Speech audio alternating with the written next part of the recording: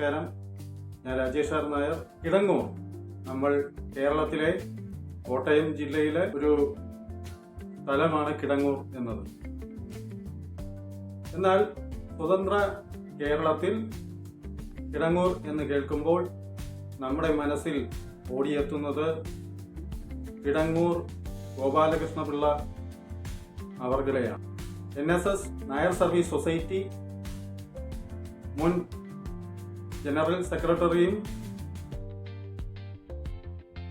National democratic party നേതാവുമായിരുന്നു കിടങ്ങൂർ. അദ്ദേഹം എന്തോ കാരണത്താൽ സിംഗപ്പൂർ അംബാസഡറായി പോകുകയും തിരികെ വരുമ്പോൾ അദ്ദേഹത്തിന് ഉണ്ടായ അനുഭവങ്ങളും വിഷമങ്ങളും ഒക്കെ വളരെ രഹസ്യമായി ഇന്നും നായർ സമുദായത്തിലും കേരള സമൂഹത്തിലും നിലനിൽക്കുന്നു. അദ്ദേഹത്തിന് എന്താണ് സംഭവിച്ചത്? നായർ സർവീസ് സൊസൈറ്റിയുടെ നെടുനായകത്വം വഹിച്ചിരുന്ന ശ്രീ കിടങ്ങൂരിന് എന്ത് സംഭവിച്ചു? അദ്ദേഹം എങ്ങനെയാണ് ഒരു ചെറു രാജ്യത്തിൻ്റെ അംബാസഡർ പദവിയിലേക്ക് പോയത്? അതോടെ നാഥനില്ല കളരിയായ നായർ സമൂഹത്തിന് ഒരു തിരിച്ചുവരവ് ഇക്കാലം അത്രയും സാധ്യമല്ലാതായിരിക്കും. സ്വതന്ത്ര കേരളത്തിലും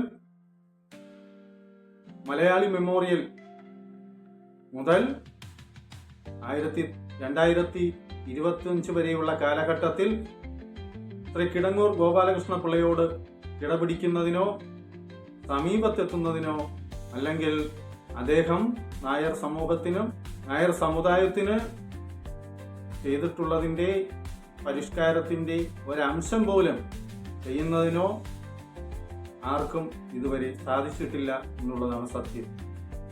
യഥാർത്ഥ നായർ സമുദായ പ്രവർത്തനം എന്താണെന്ന് അദ്ദേഹം സമുദായത്തിനും സമൂഹത്തിനും കാണിച്ചു കൊടുത്തു. നായർ സമുദായത്തിൻ്റെ വിപ്ലവ നേതാവാണ് ശ്രീ കിടങ്ങൂർ. അദ്ദേഹത്തിൻ്റെ ഓർമ്മയ്ക്ക് മുന്നിൽ ഒരു നിമിഷം നമുക്ക് മൗനം ആചരിക്കാം. 1-2 വർഷങ്ങൾക്ക് മുൻപ് കിടങ്ങൂർ ഗോപാലകൃഷ്ണപിള്ള അവരുടെ അദ്ദേഹത്തിൻ്റെ ഓർമ്മ ദിനത്തിൻ്റെ അന്ന്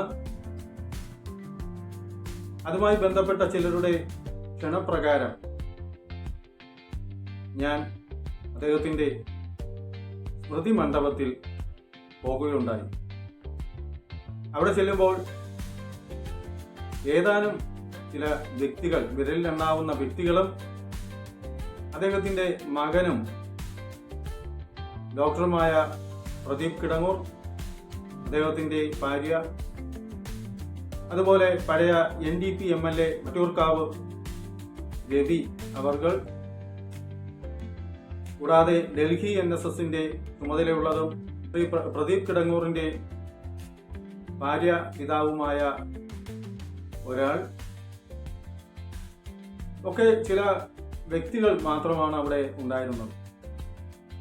ശ്രീ കിടങ്ങൂരിനെ കുറിച്ച് ഞാൻ പഠിച്ചതും അറിഞ്ഞതും ഒക്കെ മനസ്സിൽ ഓടിയെത്തി.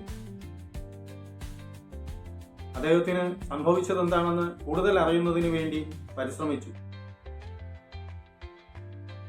അന്ന് പുഷ്പാർച്ചന നടത്തുകയും അദ്ദേഹത്തിൻ്റെ സ്മൃതി മണ്ഡപത്തിൽ, സമാധി മണ്ഡപമല്ല സ്മൃതി മണ്ഡപം, അദ്ദേഹത്തിൻ്റെ ഭൗതിക ശരീരം അടക്കം ചെയ്തിട്ടുള്ള മണ്ണ്, അതൊരു 1.25 സെന്റിൽ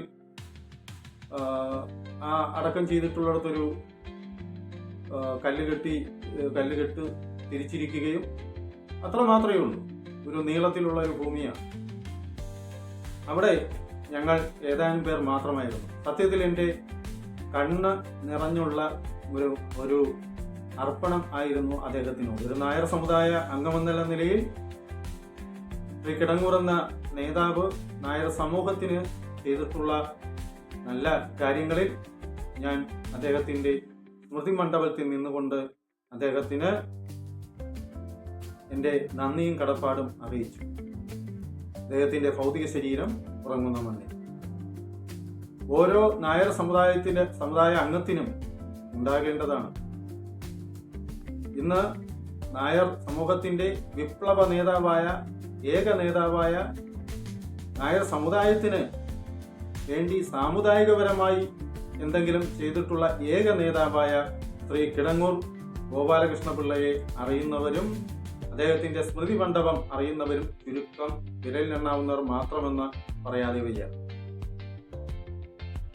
അന്ന് പുഷ്പാർച്ചനയ്ക്ക് ശേഷം അത്തരം ഫോട്ടോകൾ സോഷ്യൽ മീഡിയയിലും മറ്റും പത്രത്തിലുമൊക്കെ വന്നതിന്റെ ഫലമായി തിരുവനന്തപുരത്തെ ഒരു പ്രമുഖ ക്ഷേത്രത്തിന്റെ ഭാരവാഹിയും ചട്ടമ്പിസ്വാമി പ്രവർത്തനങ്ങളിൽ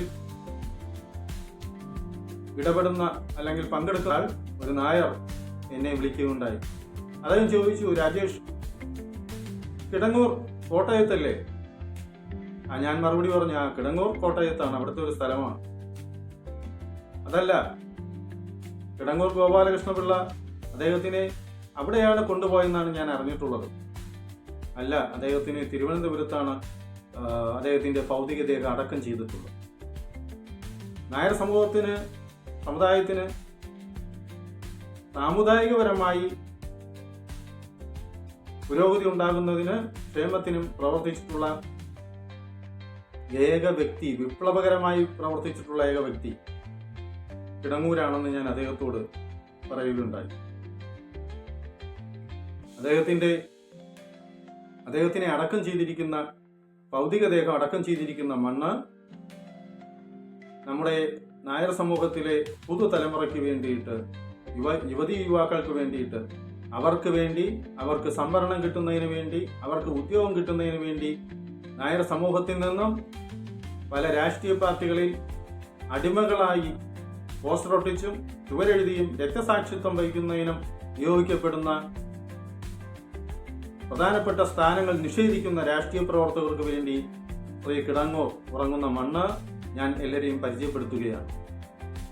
അദ്ദേഹം തിരുവനന്തപുരം വട്ടിയൂർക്കാവ് പ്രദേശത്ത് ഇലിപ്പോട് എന്ന സ്ഥലത്ത് ആണ് അദ്ദേഹത്തിന്റെ ഭൗതികദേഹം അടക്കം ചെയ്തിട്ടുള്ളത്.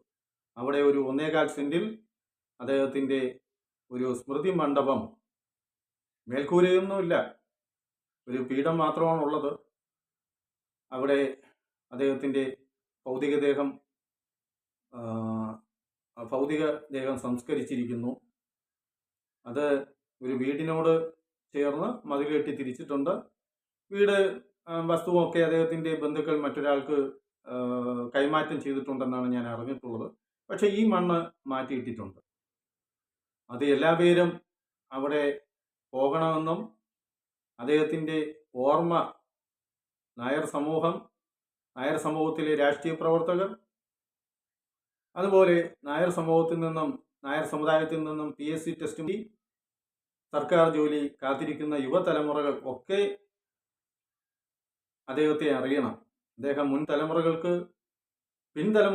തലമുറകൾക്ക് വേണ്ടി അദ്ദേഹം ചെയ്തിട്ടുള്ള കാര്യങ്ങൾ നായർ സമുദായത്തിലെ തലമുറകൾ അറിയണമെന്നുള്ള അഭ്യർത്ഥനയാണ് എനിക്ക് ഈ നിമിഷത്തിൽ ലോകമാസകലമുള്ള നായർ സമുദായത്തിലെ പുതുതലമുറകളോട് പറയുവാനുള്ളത്. നന്ദി, നമസ്കാരം. രാജേഷ് ആർ നായർ.